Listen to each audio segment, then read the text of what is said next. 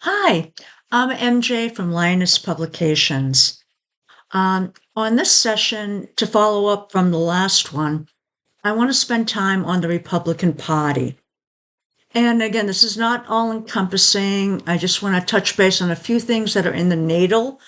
Uh, and then I want to look at what's going on currently right now and maybe for a little bit going forward. Just to give everyone a better sense, we've talked about the United States where they are. We've talked about the Democratic Party. We've talked about, Trump, a few of the cabinet. So there's a lot we've discussed. And this is sort of rounding up and providing a little bit better of a whole picture. So, first thing I want to note here is that the Republican Party, the date I'm using is March 20th, 1854, as the birth date of the Republican Party. We don't have a time of birth, although there are some indications that it was late in the day at around 6:30. But even though I haven't noted, I'm not really using the chart as if it's an actual chart with a good time of birth. But that chart would give us a sun that is in Aries. And Aries is a very strong, forward, energetic, sometimes a little selfish sign. And in this case, it's in the fourth house of the United States chart. And that's significant because the Republican Party is very home based. They try, and from their specific point of view, it's a family. And in effect, it's, the family that's based, of mom, dad, kids. So the Republican Party is geared towards that. And it's not a good or bad thing. It's just what they're sort of geared towards.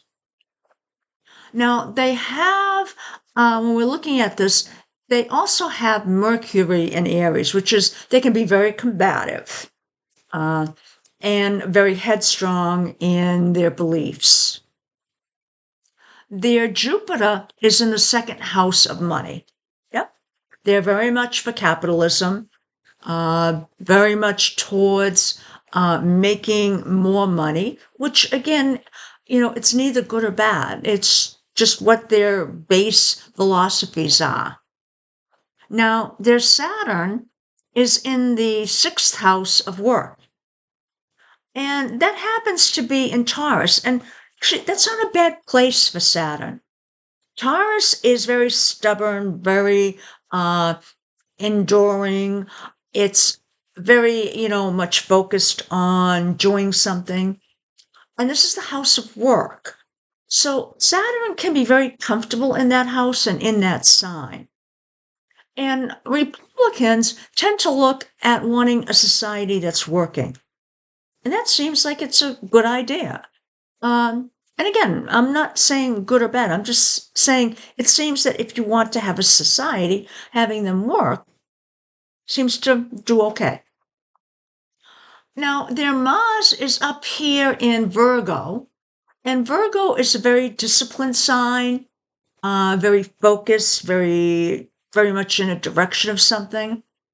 And this house, the ninth house, is the house of laws, the court system, religion, philosophy. So we do have a drive here, maybe to push people in, into certain directions with philosophies. And we see that in the court system right now. We see it with the schools, the universities. But it can be something that, as we see, may come back to be a reckoning point for them. So let's take a look now at what's occurring with the Republican Party. So we talked briefly about what they're like. Let's look at what's been happening. Well, Uranus recently has touched on Uranus in the Republican Party's chart. So change coming, not to Uranus, to Saturn, excuse me, coming to Saturn. So in this case, the structure of their party And that's sort of what the structure based on people working and things like that. But Uranus is now changing that. So in a way, it's removing the guardrails from their perspective. And that's sort of what they're doing. They're removing a lot of the guardrails. And the work.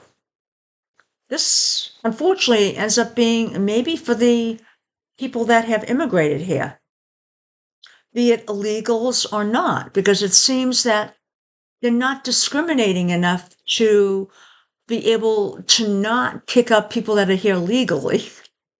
Or what they're doing is they're making people illegal to be able to pick them up because they're simply changing their status in the computer systems. So that's an issue that it's past, but it's probably leaving not such a good flavor in people's mouth. So let's take a look here at Pluto. Pluto is making an angle to Pluto in their birth chart. What is this? It's in effect a destruction of their foundation. Now, this is actually going to be coming back and touching this again. So they've been destroying, this already passed over at once, they've been destroying their own foundation while they've been governing. So this can be just a sort of unusual point. And it is a square, so it is a stress type of angle. They've been doing it to themselves, literally. It's not so much that there's conflict coming from others, it's more that there's conflict within themselves. So that's not such a promising angle. We've got Pluto also making an inconjunct to Mars. Inconjunct is a break and adjust. So in this case, Pluto is changing or destroying how the party is acting or what they're acting towards, or maybe the principles of what they're acting towards. What are the principles that are involved here? Well, the legal system, the universities, churches. So quite a few things fall in this realm. So that's a difficult angle. And that is one that may also come back a little bit from Pluto's perspective. What else is going on? Saturn and Neptune are both hitting their sun. A little bit of a crisis here. This is conjunctions that sit up and take notice. Saturn, it's restricting. Neptune, ideological crisis happening here. So this is identifying that the soul of their party is having crisis according to maybe their pursuit of things is not within their ideological sphere.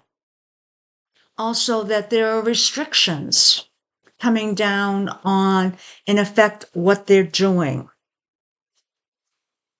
Now, this is also making an inconjunct up to Mars.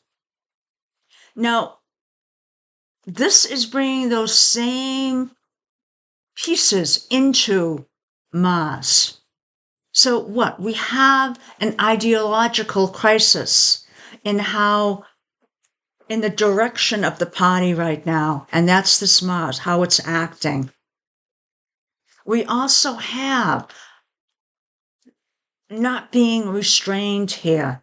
So in effect, Saturn trying to restrain something, and it just literally just goes off in many directions.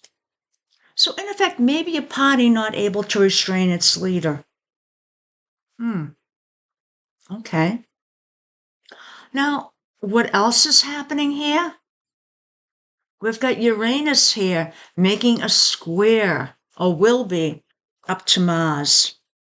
So this is, again, the change coming to, in effect, how the party is acting.